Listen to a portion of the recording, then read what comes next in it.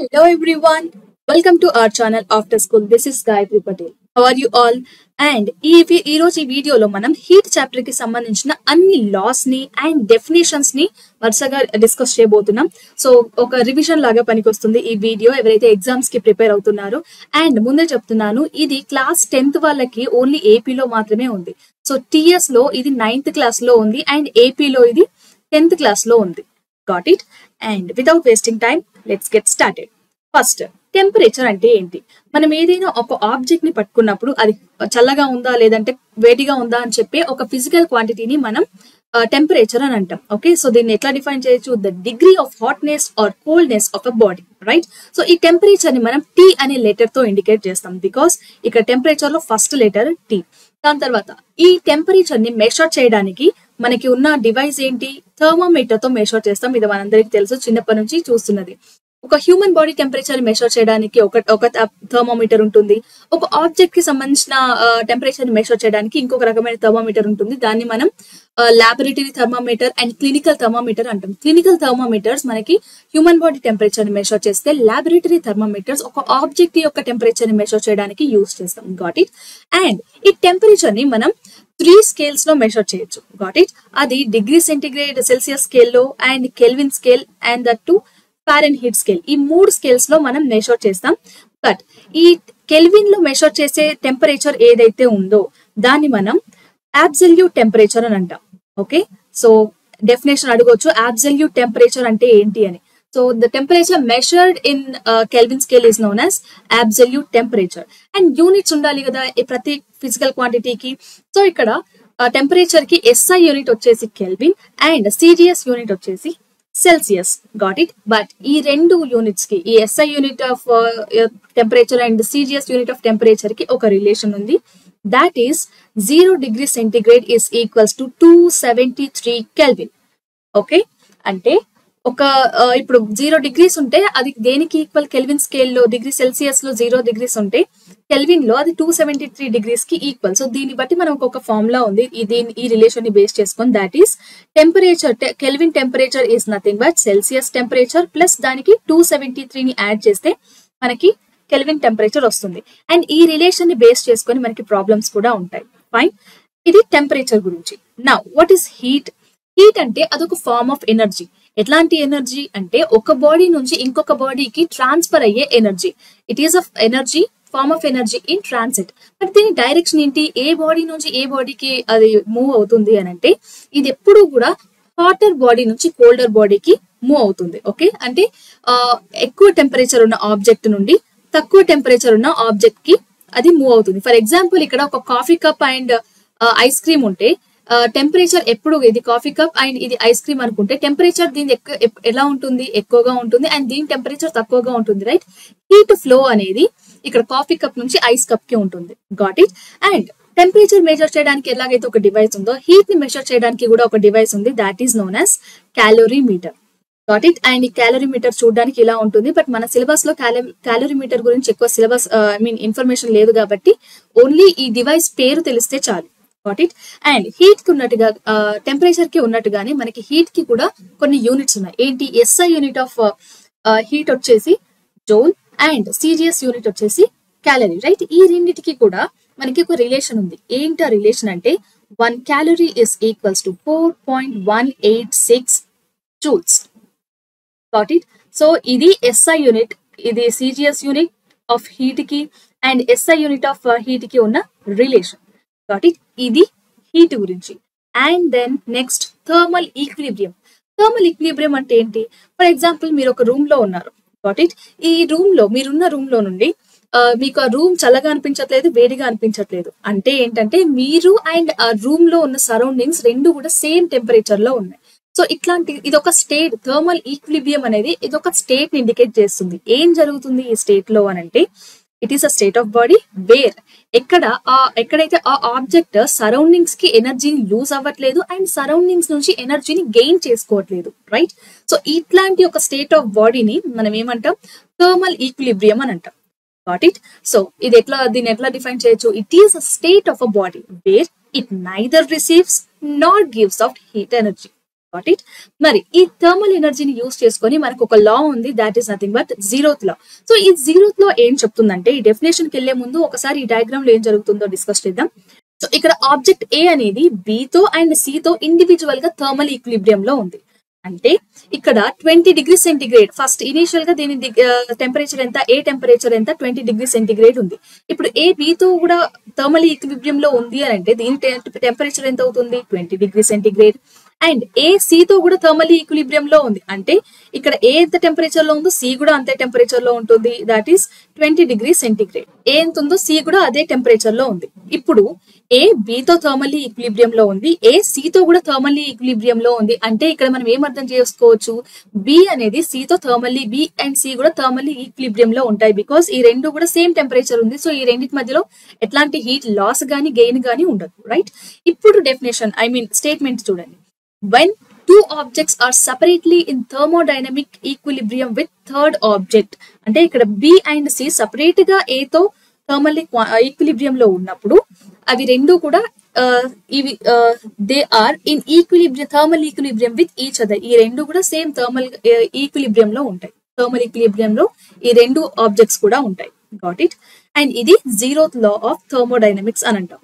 Then specific heat. So specific heat గురించి మీకు అర్థం కావాలంటే ఒక 2 పాయింట్స్ ని బేస్ చేసుకొని మనం దీన్ని అర్థం చేసుకోవచ్చు. ఫస్ట్ పాయింట్ ఏంటంటే, ఇక్కడ ఈ డయాగ్రామ్ లో చూస్తే మీకు ఏం అర్థమవుతుంది, ఇక్కడ ఒక సూర్యుడి నుంచి వచ్చే ఈ సన్ రేస్ అన్ని కూడా ఈ వాటర్ గ్లాస్ పైన ఎంత పడుతున్నాయో same amount of sun rays, same amount of heat ఉన్న సన్ రేస్ ఈ సీ మీద కూడా పడుతున్నాయి కదా.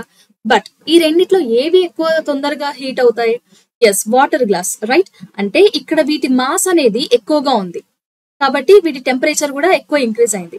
అండ్ అంటే ఇప్పుడు ఫర్ ఎగ్జాంపుల్ ఇది ఎంత, ఇనిషియల్ గా ఇది 10 డిగ్రీ సెంటిగ్రేడ్ ఉంది, T1 10 డిగ్రీ సెంటిగ్రేడ్ ఉంది. ఇప్పుడు నేను ఈ 10 డిగ్రీస్ ఉన్న దాన్ని 12 డిగ్రీస్ కి మార్చాలనుకుంటున్నాను, చేంజ్ చేయాలనుకుంటున్నాను, ఇంక్రీజ్ చేయాలనుకుంటున్నాను. అప్పుడు నాకు ఎంత హీట్ కావాల్సి వస్తుంది, Q1 అనుకుందాం. Got it. ఇక్కడ ఈ సి కూడా ఇనిషియల్ గా 10 డిగ్రీసే ఉందనుకుందాం. ఓకే, 10 డిగ్రీ సెంటిగ్రేడ్ ఉంది అండ్ దీన్ని కూడా నేను 12 డిగ్రీ సెంటిగ్రేడ్ కి ఇంక్రీజ్ చేయాలనుకుంటున్నాను. అప్పుడు నాకు ఎంత హీట్ కావాలి, Q2 అమౌంట్ ఆఫ్ హీట్ కావాలి. ఇప్పుడు Q1 ఎక్కువగా ఉంటుందా, Q2 ఎక్కువగా ఉంటుందా? అఫ్ కోర్స్ ఈ సీ వాటర్ మొత్తాన్ని 12 డిగ్రీ సెంటిగ్రేడ్ కి ఇంక్రీజ్ చేయాలంటే నాకు ఎక్కువ అమౌంట్ ఆఫ్ హీట్ కావాల్సి వస్తుంది. బాడీ అంటే సేమ్ టెంపరేచర్ డిఫరెన్స్ ఉన్నప్పుడు, సేమ్ చేంజ్ ఇన్ టెంపరేచర్ దగ్గర అమౌంట్ ఆఫ్ హీట్ అనేది దేనికి డైరెక్ట్లీ ప్రపోర్షనల్ గా ఉంటుంది, మాస్ కి ప్రపోర్షనల్ గా ఉంటుంది. మాస్ ఎక్కువగా ఉంటే హీట్ ఎక్కువ కావాలి, మాస్ తక్కువగా ఉంటే హీట్ తక్కువ కావాలి, రైట్. సో ఈ పాయింట్ ని బేస్ చేసుకొని నేను ఏమని రాయొచ్చు, క్యూ అమౌంట్ ఆఫ్ హీట్ అని, అమౌంట్ ఆఫ్ హీట్ ని మనం క్యూ తో ఇండికేట్ చేస్తాం. Q is directly proportional to దేనికి, మాస్ కి ప్రపోర్షనల్ గా ఉంటుంది, రైట్. ఇది ఒక ఫస్ట్ పాయింట్ అనుకోండి. అండ్ సెకండ్ పాయింట్ ఏంటి, ఇక్కడ మనకి ఏం కనిపిస్తుంది, ఫస్ట్ ఈ for same mass of substance, the change in temperature is directly proportional to the amount of heat absorbed by it. Okay, ఇక్కడ ఈ డయాగ్రామ్ చూడండి. ఇనీషియల్ గా దీని టెంపరేచర్ ఎంత ఉంది, ఓకే -4 డిగ్రీస్ ఉంది. ఓకే, నేను ఇప్పుడు దీన్ని ఎంతకి ఇంక్రీజ్ చేయాలనుకున్నాను, 0 డిగ్రీ సెంటిగ్రేడ్ కి ఇంక్రీజ్ చేయాలనుకున్నాను. అంటే వీటి మధ్యలో టెంపరేచర్ డిఫరెన్స్ ఎంత, 4 డిగ్రీస్ ఉంది, రైట్. బట్ ఈ టెంపరేచర్ ని ఇక్కడ -4 దగ్గర ఉన్నదాన్ని 0కి నేను ఇంక్రీజ్ చేయాలంటే నాకు ఎంత హీట్ కావాలి, so Q1 amount of heat energy కావాలి. Got it. బట్ ఇక్కడ 0 డిగ్రీ సెంటిగ్రేడ్ ఉన్నదాన్ని నేను 20 డిగ్రీ సెంటిగ్రేడ్ కి మార్చాలనుకుంటున్నాను, ఓకే, ఇంక్రీజ్ చేయాలనుకుంటున్నాను. ఇక్కడ టెంపరేచర్ డిఫరెన్స్ ఎంత ఉంది, 20, రైట్, 20 డిగ్రీ సెంటిగ్రేడ్ ఉంది.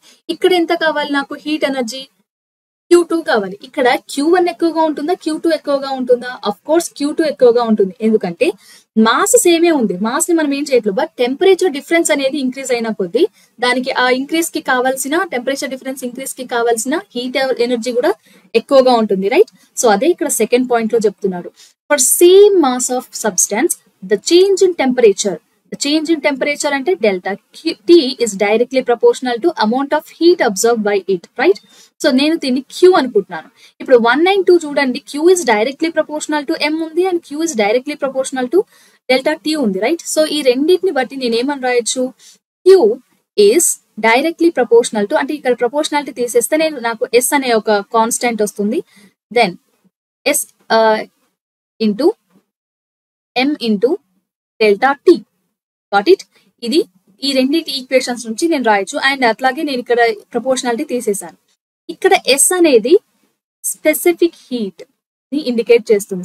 సో స్పెసిఫిక్ హీట్ ఏమని రాయొచ్చు, Q is equals to M into delta T. ఇది specific heat formula.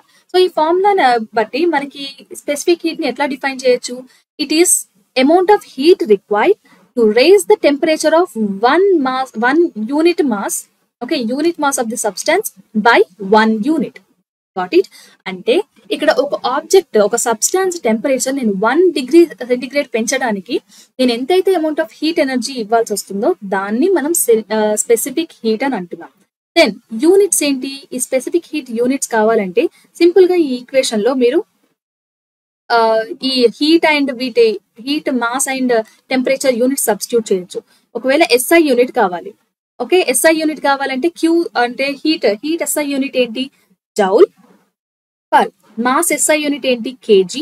And temperature SI unit it is kelvin. Okay, joule per kg kelvin. And అదే మీకు CGS units కావాలనుకుంటే CGS unit of heat ఏంటి, it is calorie per.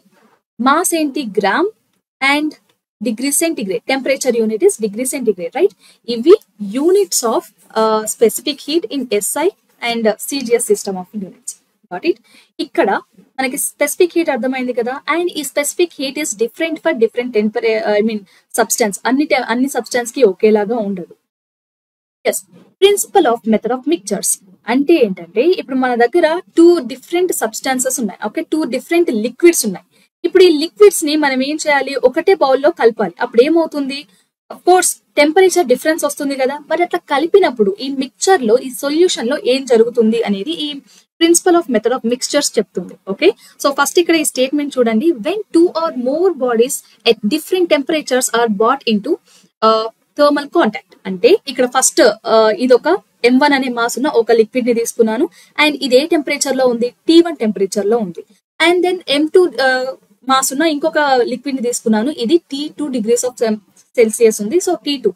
ఇవి రెండు కూడా different temperatures ఉన్న ఈ రెండు సబ్స్టెన్సెస్ ని నేను ఇక్కడ థర్డ్ బౌల్ లో తీసుకున్నాను, రైట్? సో ఇప్పుడు ఫైనల్ గా దీని టెంపరేచర్ ఏమవుతుంది, T అవుతుంది. బట్ ఇంక్రీజ్ అవుతుందా, అది డిక్రీజ్ అవుతుందా అని దేనిపైన డిపెండ్ అయి ఉంటుంది అని అంటే ఈ టెంపరేచర్స్ పైన డిపెండ్ అయి ఉంటుంది.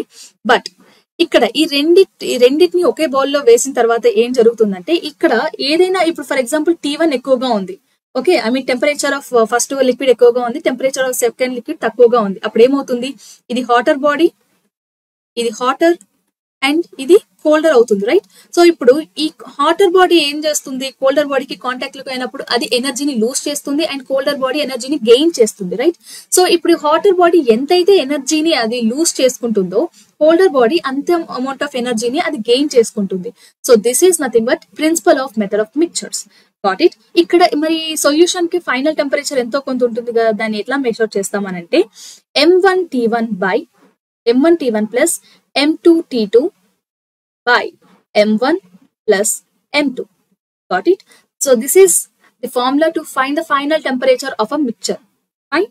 And then now coming to phenomena, some interesting phenomena. ఇక్కడ ఎవాపరేషన్ లో ఏం జరుగుతుందంటే ఫర్ ఎగ్జాంపుల్ ఇప్పుడు మీరు క్లాత్స్ ని పిండిన తర్వాత వాటిని ఆరేయడానికి ఏం చేస్తారు, ఎస్ మన ఇంట్లో ఆరేయం కదా, బయట ఆరేస్తాం. ఎండలో ఆరేసిన తర్వాత కాసేపటికి అవి వెట్ క్లాత్స్ కాస్త డ్రై క్లాత్స్ అవుతాయి.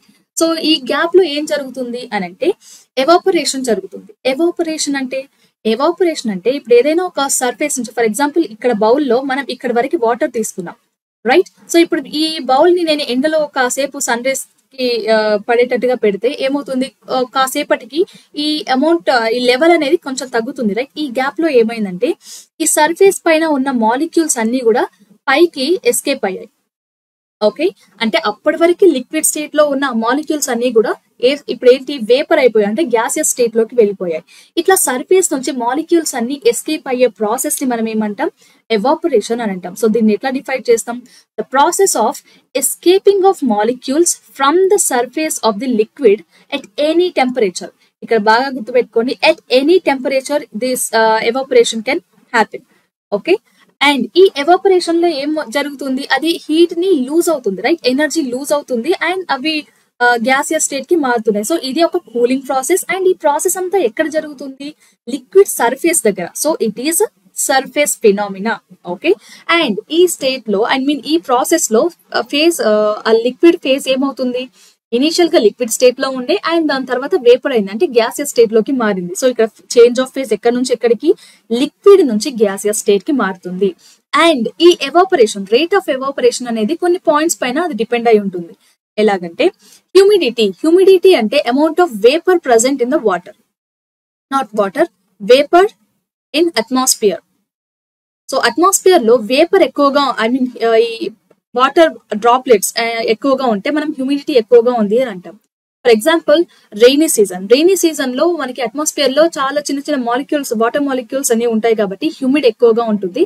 సో ఈ రైనీ సీజన్ లో హ్యూమిడిటీ ఎక్కువగా ఉండడం వల్ల మనకి ఎవాపరేషన్ కూడా చాలా లేట్ గా జరుగుతుంది, రైట్? సో హ్యూమిడిటీ అనేది మ్యాటర్ చేస్తుంది. అండ్ టెంపరేచర్, ఫర్ ఎగ్జాంపుల్ ఇప్పుడు మీరు క్లాత్స్ ని ఆఫ్టర్నూన్ టైంలో బయట ఆరేసి చూడండి అండ్ నైట్ టైంలో బయట ఆరేసి చూడండి, ఈ రెండిట్లో ఎక్కడ తొందరగా డ్రై అవుతాయి? ఎస్, అఫ్ కోర్స్ మధ్యాహ్నం టైం. ఎందుకు?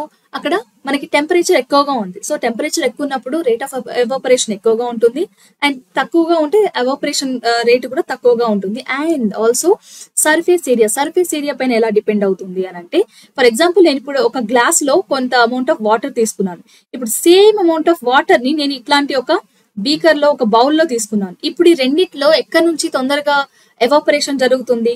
ఈ సర్ఫేస్ నుంచి, రైట్? ఈ సర్ఫేస్ ఏరియా తక్కువగా ఉంది కాబట్టి ఇక్కడ ఎవాపరేషన్ తక్కువగా ఉంటుంది అండ్ ఇక్కడ సర్ఫేస్ ఏరియా ఎక్కువగా ఉంది కాబట్టి ఇక్కడ ఎవాపరేషన్ కూడా ఎక్కువగా ఉంటుంది.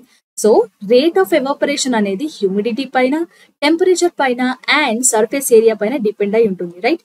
అండ్ ఈ టెంపరేచర్, ఈ ఎవాపరేషన్ అనేది కూలింగ్ ప్రాసెస్, రైట్? దీనికి ఆపోజిట్ గా ఉండేది కండెన్సేషన్. ఈ కండెన్సేషన్ లో ఏం జరుగుతుందంటే, అప్పటి వరకు లిక్విడ్ లో ఉన్నవి ఎవాపరేట్ అయిపోతే, ఐ మీన్ వేపర్ లోకి మారితే ఎవాపరేషన్ అని అంటాం, రైట్? అదే గ్యాసియస్ స్టేట్ లో ఉన్న వాటర్ అది లిక్విడ్ కి కనుక మారినట్లయితే దాన్ని కండెన్సేషన్ అని అంటాం. ఇది కంప్లీట్ గా ఎవాపరేషన్ కి ఆపోజిట్. అండ్ అది వార్మింగ్ ప్రాసెస్ అయితే ఇది, అది కూలింగ్ ప్రాసెస్ అయితే ఇది వార్మింగ్ ప్రాసెస్. అంటే ఇది హీట్ ని గెయిన్ చేసుకొని గ్యాస్ నుండి లిక్విడ్ కి వస్తుంది. Got it? అండ్ దీనికి మంచి ఎగ్జాంపుల్స్ ఏంటంటే, ఇక్కడ మీరు చూడొచ్చు, మనకి ఎర్లీ మార్నింగ్ లేవగానే, ఈవెన్ వింటర్ లో గానీ ఏ మార్నింగ్స్ అయినా కూడా ఎర్లీ మార్నింగ్స్ ఇట్లా చెట్ల పైన గానీ మన బయట ఉన్న వస్తువుల పైన చిన్న చిన్న వాటర్ డ్రాప్లెట్స్ అనే మాలిక్యూల్స్ గానీ మీరు చూడొచ్చు. That is example for condensation. And అలాగే ఫాగ్, రైట్? సో ఫాగ్ కూడా ఇప్పుడు కండెన్సేషన్ జరిగిన తర్వాత ఈ ఎక్కడ ఫాస్ట్ రేట్ ఆఫ్ కండెన్సేషన్ అనేది చాలా ఫాస్ట్ గా జరిగి ఈ ఎక్కడ కండెన్సేట్ అవ్వాలో తెలియక గాల్లో ఉన్న వాటర్ డ్రాప్లెట్స్ పైననే అవి కండెన్సేషన్ అవుతాయి. సో ఇట్లాంటి water droplets, millions of water droplets మనకి ఒకటే ప్లేస్ లో కనిపించడం వల్ల ఇట్లా ఫాగ్ లాగా కనిపిస్తుంది. Got it? So this is condensation. And next part is boiling, melting and freezing. So ఇక్కడ బాయిలింగ్ కి అండ్ ఎవాపరేషన్ కి ఒక చిన్న రిలేషన్ ఉంది. ఏంటి అని అంటే, బాయిలింగ్, ఎవాపరేషన్ లో ఏం జరుగుతుంది? లిక్విడ్ నుంచి వేపర్ గా మారుతుంది at a constant temperature, at any temperature, right? But ఇక్కడ బాయిలింగ్ లో ఏం జరుగుతుందంటే, మనందరికీ తెలుసు బాయిలింగ్ అంటే ఏంటి. మనం వాటర్ ని స్టవ్ మీద పెట్టి కాసేపు వేడి చేయడం స్టార్ట్ చేసిన తర్వాత కాసేపటికి దాంట్లో ఉన్న మాలిక్యూల్స్ అన్ని కూడా ఆవిరైపోతూ ఉంటాయి, రైట్? ఎవాపరేట్ అయిపోతూ ఉంటాయి, రైట్? సో ఈ ప్రాసెస్ ని బాయిలింగ్ అని అంటాం. బాయిలింగ్ లో కూడా ఏం జరుగుతుంది? వాటర్ లిక్విడ్ ఫేజ్ నుంచి గ్యాసియస్ స్టేట్ కి మారుతుంది. బట్ ఎవాపరేషన్ లాగా ఏ టెంపరేచర్ కైనా మారదు. అట్ అ కాన్స్టాంట్ టెంపరేచర్, ఒక పర్టికులర్ పాయింట్ తర్వాత మాత్రమే ఇది మారుతుంది. ఆ టెంపరేచర్ ఏంటి? 100 degrees సెంటీగ్రేడ్. ఓకే, ఈ టెంపరేచర్ దగ్గర మాత్రమే వాటర్ అనేది బాయిల్ అవడం స్టార్ట్ అవుతుంది. అంటే అదేంటి? ఫేస్ చేంజ్ చేసుకుంటుంది లిక్విడ్ నుంచి గ్యాసెస్ కి. సో ఈ టెంపరేచర్ ని మనం ఏమంటాం? బాయిలింగ్ పాయింట్ అని అంటాం. Fine, boiling point. ఇక్కడ ఒక పర్టికులర్ పాయింట్, ఇప్పుడు మనం ఫస్ట్ ఇనీషియల్ గా ఇది 20 degrees సెంటీగ్రేడ్ ఉంది. ఓకే, 20 degrees సెంటీగ్రేడ్ ఉంది. మనం కంటిన్యూస్ గా హీట్ ఇస్తున్న కొద్ది ఏమైంది? 20 degree నుంచి అది టెంపరేచర్ చేంజ్ చేసుకొని 100 degrees సెంటీగ్రేడ్ కి అయింది. అయినా కూడా మనం ఇంకా హీట్ ఇస్తున్నాం. ఈ హీట్ ఇస్తున్నప్పుడు ఏమవుతుంది? టెంపరేచర్ చేంజ్ అవ్వదు, కానీ ఇక్కడ లిక్విడ్ ఫేస్ చేంజ్ అవుతుంది. ఎక్కడి నుంచి ఎక్కడికి? లిక్విడ్ నుంచి గ్యాస్ కి, రైట్? మరి ఇక్కడ మనం ఇచ్చే హీట్ ఎనర్జీ అంతా ఏం చేస్తుంది అని అంటే, అది ఫేస్ చేంజ్ చేసుకోవడానికి యూస్ చేసుకుంటుంది. సో అట్లాంటి హీట్ ఎనర్జీని, ఏదైతే heat energy required to change 1 gram of liquid to gas, okay, ఎక్కడి నుంచి ఎక్కడికి మారడానికి యూస్ చేసుకుంటుంది? లిక్విడ్ నుంచి గ్యాస్ కి మారడానికి యూస్ చేసుకుంటుంది at a constant temperature. Okay, దాన్ని మనం లాటెంట్ హీట్ అంటాం. లాటెంట్ హీట్ ని మనం ఏమని డిస్క్రైబ్ చేయవచ్చు? Q/M, heat required per unit mass. Got it. ఈ వాల్యూ ఎప్పుడు ఎలా ఉంటుందంటే 540 kilo calories per KG, sorry gram. Okay, CGS కదా, అన్ని సీజీఎస్ లో తీసుకోవాలి. So this is latent heat of vaporisation. అదే ఇక్కడ లిక్విడ్ స్టేట్ లో, ఐ మీన్ లిక్విడ్ నుంచి ఎవాపరేట్ అయితే దాన్ని బాయిలింగ్ అంటాం. అదే సాలిడ్ నుండి అంటే ఐస్ క్యూబ్స్ తీసుకుంటాం. ఓకే, ఐస్ క్యూబ్స్ ఎక్కడ సరే 5 డిగ్రీ సెంటిగ్రేడ్ దగ్గర నేను తీసుకున్నాను అండ్ దీన్ని హీట్ చేయడం స్టార్ట్ చేశాను. అప్పుడు ఏమవుతుంది, మెల్లిమెల్లిగా దీని టెంపరేచర్ డిక్రీజ్ అయ్యి ఎంత 0 డిగ్రీ సెంటిగ్రేడ్ కి వచ్చేస్తుంది, రైట్. బట్ స్టిల్ అయినా నేను టెంపరేచర్ హీట్ ఇస్తూనే ఉన్నాను. ఇప్పుడు ఏమవుతుంది, 0 డిగ్రీ సెంటిగ్రేడే, కాకపోతే ఇక్కడ వాటర్ లాగా మారుతుంది. ఓకే, ఫేస్ చేంజ్ అయింది. 0 డిగ్రీ సెంటిగ్రేడ్ దగ్గరే ఫేస్ చేంజ్ అయింది కంటిన్యూస్ గా నేను హీట్ ఇస్తున్నా కొద్ది. సో ఇక్కడ నేను ఏదైతే ఈ 0 డిగ్రీ సెంటిగ్రేడ్ దగ్గర వాటర్ ఏం జరుగుతుంది, సాలిడ్ నుంచి లిక్విడ్ కి మారుతుంది, రైట్. ఈ పాయింట్ ని మనం మెల్టింగ్ పాయింట్ అని అంటాం. సో ఇప్పుడు మెల్టింగ్ అంటే ఏంటి, it is a process in which the liquid state solid phase is changes to liquid phase at a constant temperature, right. So ఈ ప్రాసెస్ ని మెల్టింగ్ పాయింట్ అంటాం. అది ఏ పాయింట్ దగ్గర, ఏ టెంపరేచర్ దగ్గర అయితే మెల్ట్ అవుతుందో దాన్ని మెల్టింగ్ పాయింట్ అని అంటాం. అండ్ ఫర్దర్ గా మెల్టింగ్ స్టార్ట్ అయిన తర్వాత కూడా మనం కంటిన్యూస్ గా హీట్ ఇస్తున్నాం, బట్ టెంపరేచర్ చేంజ్ అవ్వట్లేదు. మరి ఇచ్చిన టెంపరేచర్ హీట్ అంతా ఏమవుతుంది అని అంటే ఇక్కడ ఫ్యూజన్ కి యూజ్ చేసుకుంటుంది. అంటే ఆ హీట్ ని ఫేస్ చేంజ్ చేసుకోవడానికి యూజ్ చేసుకుంటుంది, రైట్. సో దాన్ని మనం లాటెంట్ హీట్ ఆఫ్ ఫ్యూజన్ అంటాం. సో సేమ్ ఇది కూడా దీన్ని L is equals to Q/M. ఇది ఎంత ఉంటుంది అంటే 80 kilo calorie per gram. Okay, so దీన్ని ఎట్లా డిఫైన్ చేయొచ్చు, the heat energy required to change 1 gram of solid to gaseous state, gas at a constant temperature. Got it, ఇది fusion. And last but not the least ఇక్కడ freezing అంటే ఏంటంటే, ఇప్పుడు for example మనందరికీ తెలిసిందే, ఒక వాటర్ బాటిల్ ని fridge లో పెడితే కాసేపటికి అది సాలిడ్ గా మారుతుంది, రైట్. ఇక్కడ ఏం జరిగింది, ఫేస్ ఎక్కడి నుంచి ఎక్కడికి మారింది, లిక్విడ్ నుంచి సాలిడ్ కి చేంజ్ అయింది, రైట్. బట్ ఇక్కడ ఏం జరిగింది, ఈ ప్రాసెస్ లో లిక్విడ్ నుంచి సాలిడ్ కి చేంజ్ అయ్యే ప్రాసెస్ లో అది హీట్ ఎనర్జీని లాస్ అయింది, రైట్. హీట్ ఎనర్జీని లాస్ అయ్యి అది ఫేస్ ని చేంజ్ చేసుకుంది, ఎక్కడి నుంచి ఎక్కడికి, లిక్విడ్ నుంచి సాలిడ్ కి. ఈ ప్రాసెస్ ని మనం ఫ్రీజింగ్ అంటాం, ఫైన్. సో గైస్, ఇవి మనకి హీట్ చాప్టర్ లో ఉన్న important laws and all the definitions. Got it.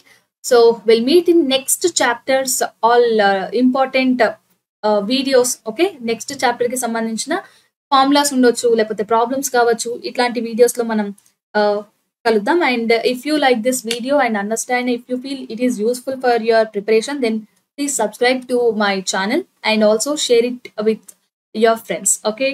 Okay guys, we'll meet in the next video. Till then, keep learning and practice well. All the best for your preparation.